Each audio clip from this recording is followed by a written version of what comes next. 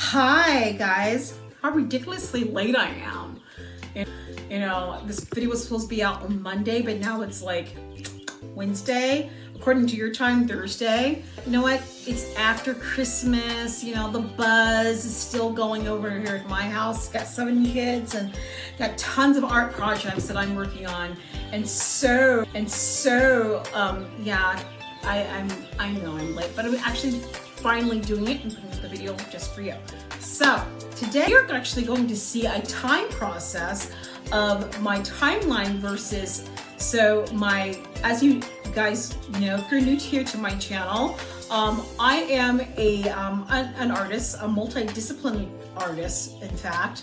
But for this channel in particularly, I focus on studio arts projects, and that could range from digital arts, digital portraits, compositions, painting, watercolor, traditional, oil, and the list goes on and on. Yeah, I'm a Renaissance artist. And there's nothing to be ashamed about that because I do embrace it every single day. So, yeah, we're going to do a where I am as a digital portrait artist now versus where I was. I started off doing digital works of painting like 6 months ago of this year that I got the Procreate program for my birthday. And yeah, and it's badass awesome. We're really getting into it until around June, July-ish. And so I actually start painting my first painting, which is here. And Procreate, guys, my first digital painting. And this painting here,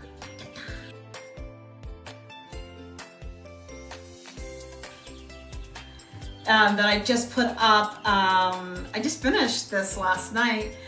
That's where I'm at now. So it's actually a 6-month progress of my work digitally. My forte, I'm a traditional painter, drawer, studio. When I went to university, I took a whole bunch of studio art classes, and I found out that I actually was really keen in just to most all of them, you know, printmaking, watercolor, drawing, and paint, and figurative painting, whatnot. And so I embrace all of those studio arts. It's to me, you know, embracing all of the studio arts that you actually, that you are allowed to take when you're a traditional artist in university. It's just, you learn you glean from one to another, and one reinforces the other as far as its technique, methodology. So today, actually, I wanted to talk to you guys about my skills and my story as an artist, and while you guys actually watch both of these paintings that I did, just to kind of give you like a just to give you just where I started from and where I'm at now, just from last night. So yeah, and while you guys are watching, I'm going to be talking to you about my woes and my triumphs and my cheers and my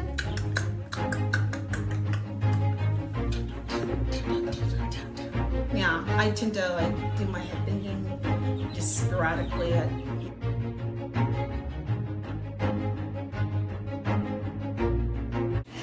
Oh, hello. So where do I begin on this art journey of mine? When did I start art? My enthusiasm for art, and just kind of blowing up and just having this passion of just creating. And I would say the very first time when my art journey began was when I was 11 years old.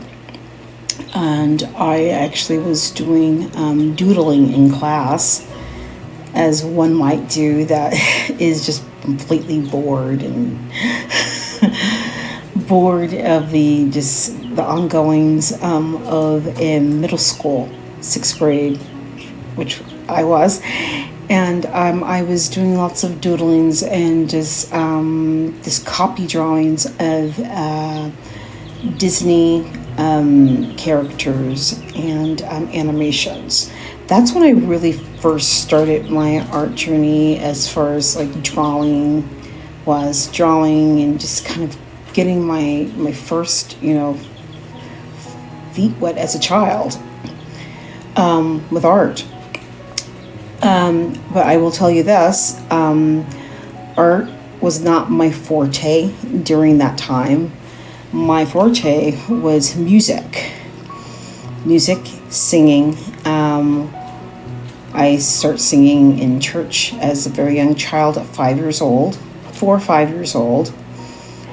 And then it went on from around the age of 11, 12, I started taking private vocal lessons in classical music. Yes, and singing in different languages. My first classical music song that I learned was Caro mio ben. It's probably what a lot of, when you first start singing classical music, a lot of people start singing off of that song. So, but yeah, my music was my forte. Music was my very first thing that I learned, and it's I just had this amazing burning passion for. With that, I was doing musical theater, doing that later on, in high school, and then after high school, going on to after high school, I remember going to New York for a year and a half, auditioning and that sort of thing. I auditioned for musical theater, lived in New York in the East Village, and I did some auditioning there, and then was taking acting classes, musical theater classes, that sort of thing. Then I came back home to Tennessee, where I grew up, because I needed a pause, I needed a break from that. Before I transitioned, I wanted to go and do some auditioning for film and TV in LA. Got an agent in LA. And it was comme ça, comme ça. It was okay. Fast forward that to I you know what, I'm just I need to push the pause button on this theater acting bit for a while. I need to push the pause button on it, and I wanted to actually go back to school. Go to university. And so we actually moved to, my whole family moved to Arizona. And I, not too long after that, I started enrollment at Arizona State University. And I would say my first art class that I took, because at the time I will tell you, at the time when I first enrolled at ASU, I wanted to actually major in musical theater or acting. And at the time, I remember that I couldn't get into any of the acting classes. Or musical theater classes for some, I don't know, ridiculous reason. I think for the advisor, the academic, the counselor advisor,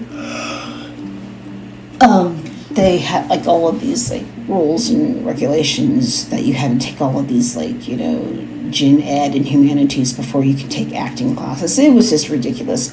That's what 4-year state universities do. They're not like whereas like music conservatories or art schools where you just start taking art classes right away.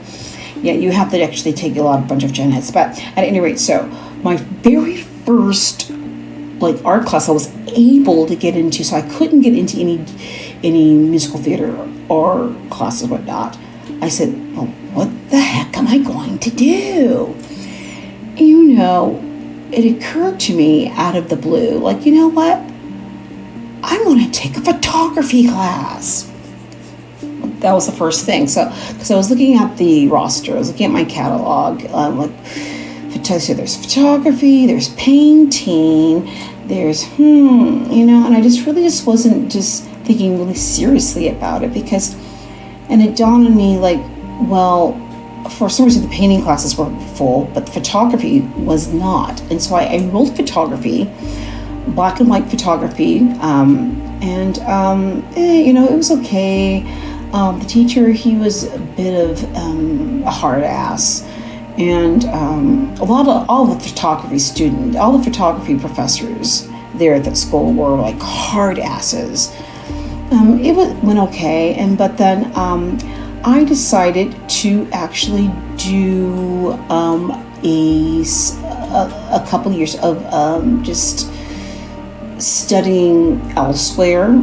I transferred to a few other schools for a few semesters, and I remember doing some stays in Chicago and that sort of thing. And so at Columbia College, and I remember coming across when I was studying in Columbia College I did it for 1 quarter, and I saw a study abroad poster that was in Lacoste, France, and the south of France. And so I'm like, I want to do that. And I remember seeing that poster, and it was an art study abroad art program. And I'm like, I'm doing this. I'm going to do this. So I went, I called the telephone number, and I rapidly just, fast forward, I found myself, I was in south of France. It was my very first art study abroad program that I did. And I'm telling you, it pretty much changed my life forever. It changed my life forever. That experience changed my life forever. And when I was there in France, when I remember it was in a small village in Lacoste, and it was historically known for for a lot of things. It was just incredible. And I found myself that, wow, I think it dawned on me that I had been there before. If you believe in time loops or time travel, whatnot, I believe I had been there before. And I was just coming back for my second trip. It was really interesting. So I did a bunch of studio art classes there when I was studying abroad. And that was my very first time studying abroad and doing art. And then I went on to do a couple, year after that, I went to London to study abroad in art, and then Florence, Italy. So I'm like, wow, I just got like a really thorough, amazing experience for just studying abroad, about and learning about just the Renaissance masters, how they pioneered the way for Western civilization and how we actually understand art from the Western civilization. And it was just quite the experience. So I went back home to my home university. My home university was Arizona State, and I continued on there with my my art. I stayed there. I stayed put until I graduated. And my discipline that I was doing several studio art classes, but my primary discipline art class was painting. Doing figurative painting, figurative work. And I'm telling you, like, it was just pretty much, it was the learning how much I was just going in depth. And mind you, if on one of my videos, I put out maybe a couple of months ago, about how I was in university studying figurative painting. It wasn't like the atelier way of study, which I wish I would have been able to do. It was more of like conceptual painting, and that would be more of like, if you think of the era of like the impressionist, because a lot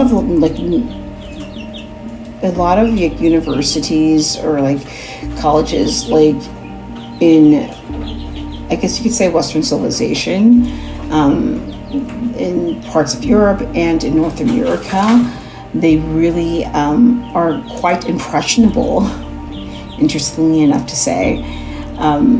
Very heavily like inspired by the impressionist of the early 20th century. That's you can say from Picasso, Manet, those people, and from contemporary to like the pop art, Cubism, and whatnot, and anyone that was before the era of Impressionist, like the figurative art, the atelier classical artists of the 19th century, rewinding, going backwards all the way to the Renaissance. They were just like, they didn't really have the methodology and the training wasn't strongly emphasized. It was, but it wasn't as like over at the atelier schools. And that's something I wish I really could have experienced, is going to an atelier art school. Looking back at retrospect now, I wish I could have been able to have an atelier training versus that of a conceptual art training. But that's that. This is now. I will tell you this, fast forward through, so I graduated in 2005, and from ASU, and after that, I backpacked a lot after graduating, got married, have kids, and during that time, I will tell you, I've been doing art ever since. And the first years of, actually about a couple years after I graduated from college, I got married, and we moved to France, had a wild adventure there, lived there for about 6.5 years, had 2 of our older 7 children. We've been married, my husband and I have been married for 13 years. And I tell you, like,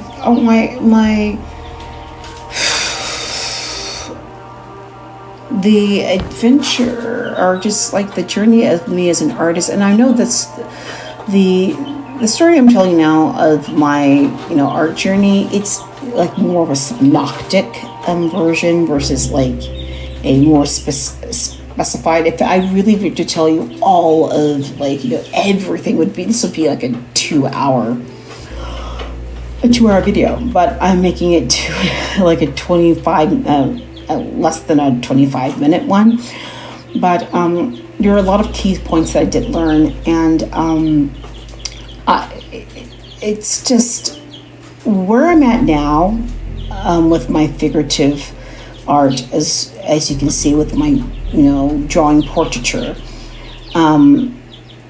I will say that I have grown in the past 6 months, as far as realism is concerned. I am growing and growing and growing and growing and learning something every day. For the past 6 months exclusively, I feel that I'm just growing really growing tremendously in the areas of realism, and there's still room for me to grow even more. And that's with digital painting, as well as drawing, as well as painting, because even though, I'm still doing traditional painting when I'm not working on Procreate. I'm still drawing when I'm not working digitally on my iPad, Procreate, whatnot. It is something that I'm always I'm my worst critic. When it comes to making music, art, and writing, which are my 3 big disciplines at this moment, I'm such a perfectionist, and I don't stop at mediocrity. I just kind of throw up a video, and like I said, if you could see the work that I've been doing from my 6 month point, from 6 months ago up till now, it's really important for me to just study, continue to research, watch other artists that are just far much more advanced than I am, and learn from them and glean from them and what their art journey is like, and subscribing to their channels. That's very important, just to see their methodologies, room where I can improve, and I look forward to the journey. I look forward to my areas where I can improve on, because that just challenges me in such a way. It excites me. I have a fervent passion for that, and I don't because I think some people would say oh, that would just I can't do this, I can't do that, and there's a lot of there are times where even myself, I'm this is very frustrating. But as frustrating as far as areas that I find the most frustrating are my marketing abilities. I just freshly am learning about just marketing, how to market my videos, how to market my YouTube channel, gaining more followers on my social media platforms. Instagram, in Twitter, and those areas. In YouTube especially. That's something that's very huge. And that's something that was not taught to us when I was in school, in art school. They did not talk to us about marketing, none whatsoever. Maybe a little bit, in some of the classes, but they taught more about methodology and technique, not about how selling your art. It was just, there was no marketing classes on art.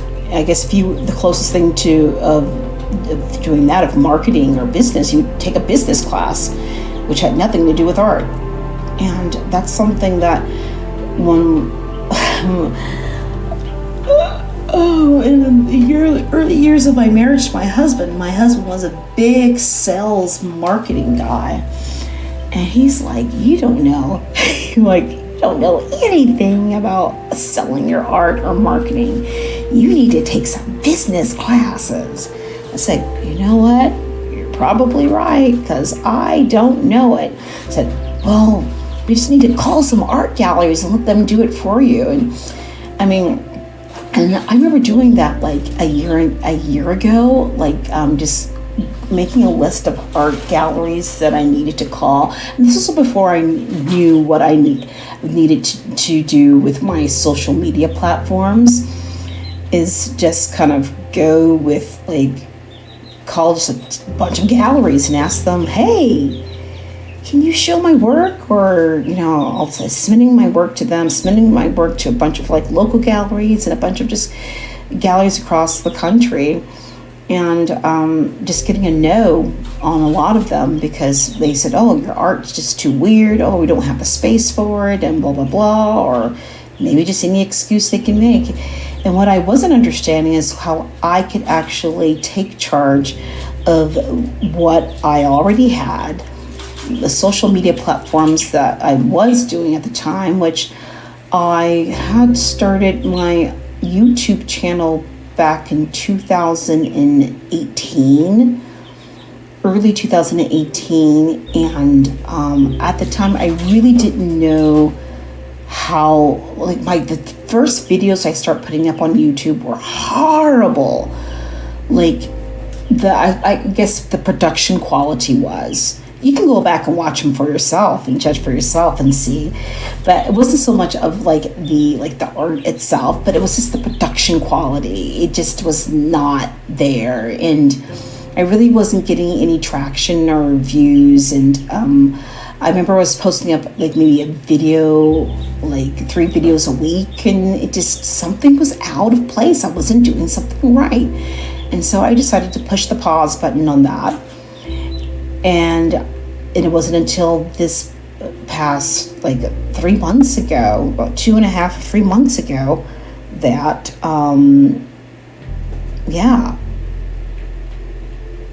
that I restarted.